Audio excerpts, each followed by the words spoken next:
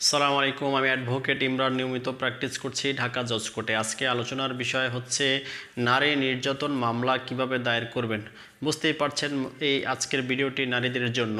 আমাদের সমাজে প্রতিনিয়ত নারী নির্যাতন অহরহ ঘটে চলেছে। এই বিষয় নিয়ে আমি বিস্তারিত এই ভিডিওটি আলোচনা করছি। ভিডিওটি যদি ভালো লেগে থাকে এবং নিত্য নতুন ভিডিও পেতে চাইলে অবশ্যই চ্যানেলটি সাবস্ক্রাইব করে সাথে থাকা বেল আইকনটি অন করে দিন।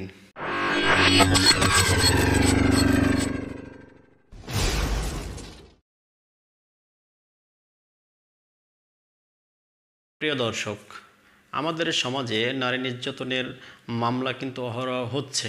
এর মূল কারণ হচ্ছে স্বামী এবং স্ত্রীর ভিতরে যখন বোঝাপড়ায় গরমিল থাকে, তার পরবর্তীতে কিন্তু এক কথা দুই কথা পাঁচ কথার পরবর্তীতে কিন্তু মারধর হয় এবং মারধরটা এমন একটা অবস্থায় চলে যায়, দেখা যায় মৃত্যু পর্যন্ত হয়ে যেতে পারে। এর ভিতরে অন্যতম কারণ হচ্ছে যৌতুক চেয়েও মারধর করা হয় এবং শুধুমাত্র স্বামী কর্তৃকই মারধর করা হয় না।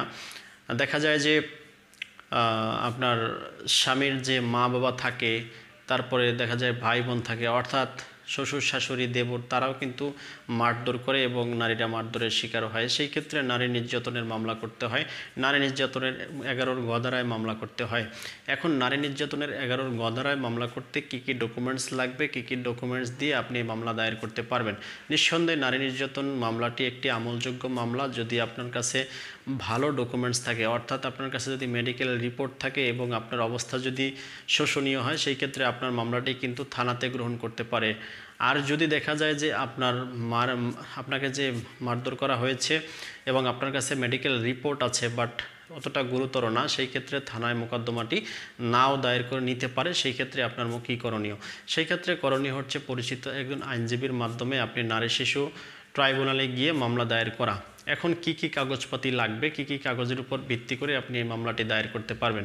সুপ্রিয় দর্শক, এই মামলাটি দায়ের করার জন্য প্রথমেই প্রয়োজন হবে আপনার কাবিননামা। আপনার সাথে যে আপনার হাজব্যান্ডের বিবাহ হয়েছে, এই বিবাহ প্রমাণ করার জন্য অবশ্যই কাবিননামা লাগবে। বাংলাদেশের প্রেক্ষাপটে বিবাহ প্রমাণ করার অন্যতম ডকুমেন্টস হচ্ছে কাবিননামা, সুতরাং কাবিননামাটি লাগবে।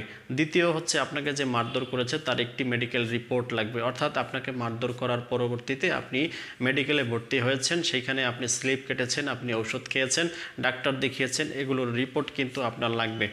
এইগুলো নেওয়ার পরে আপনি চলে যাবেন আদালতে। আদালতে যাওয়ার সময় অবশ্যই আপনার ভোটার আইডি কার্ডটি সাথে নেবেন এবং কয়েকজন সাক্ষী রাখবেন। আপনি যে মারধর করেছেন, মার খেয়েছেন, সেই মারধর খাওয়ার পরবর্তীতে আপনাকে হয়তো কেউ হসপিটালে নিয়ে গিয়েছে, অথবা কেউ দেখেছে যে আপনার শরীর থেকে রক্ত পড়ছে, অথবা সে প্রত্যক্ষভাবে দেখেছে যে আপনাকে আপনার হাজব্যান্ড মারধর করেছে। এরকম 2, 4, 5 জন সাক্ষী নিয়ে পরবর্তীতে তাদের ভোটার আইডি কার্ড নিয়ে, আপনার নিজের ভোটার আইডি কার্ড নিয়ে, কাবিননামা নিয়ে আর মেডিকেল রিপোর্ট নিয়ে আপনি আদালতে যাবেন। আদালতে গিয়ে আইনজীবীর সাথে সম্পূর্ণ বক্তব্য খুলে বলার পরবর্তীতে সে একটি ড্রাফট তৈরি করে পরবর্তীতে মামলাটি দায়ের করে দিবে। যদি মেডিকেল রিপোর্ট এবং সব কিছু যদি তথ্য ঠিক থাকে এবং যদি গুরুতর মনে হয়, আদালতের কাছে দুইটি বিষয় স্পষ্ট হতে পারে। এক হচ্ছে মামলাটি তদন্ত দেয়া, মামলা যদি সত্যতা নিশ্চিত করার জন্য তদন্ত দিতে পারে, অর্থাৎ আদালতের অর্থাৎ জজ সাহেবের যদি মনে হয়ে থাকে যে আপনি এই মামলাটি যে দায়ের করেছেন সেটি মিথ্যা হতে পারে বা একটা আবছা যদি এরকম যদি মনে হয়, অর্থাৎ অস্পষ্ট যদি মনে হয়, সেই ক্ষেত্রে আদালত কিন্তু তদন্তে দিতে পারে। পিবিআই, ডিবি, সিআইডি অথবা পুলিশ তদন্তে দিতে পারে। তদন্তের রিপোর্ট আসার পরে কিন্তু আসামির বিরুদ্ধে ওয়ারেন্ট হতে পারে। আর যদি দেখা যায় অবস্থা শোচনীয় অর্থাৎ গুরুতর অবস্থায় আপনি আদালতে এসেছেন, সেই ক্ষেত্রে কিন্তু আপনার সরাসরি মামলাটি গ্রহণ করে পরবর্তীতে কিন্তু আসামিকে সমন দিতে পারে অথবা তাৎক্ষণিক ওয়ারেন্ট দিতে পারে। এটা আদালতের উপরে ডিপেন্ড করে। তাহলে আপনি বুঝতেই পারলেন যে একটি নারী নির্যাতন মামলা করতে কী কী ডকুমেন্টস লাগে। এখন আসেন টাকার প্রশ্নে। আদালতে একটা কোর্ট ফি দিতে হয় এবং আপনার ফাইলিংয়ের জন্য একজন লয়ার এক রকমের ফিস নিয়ে থাকে।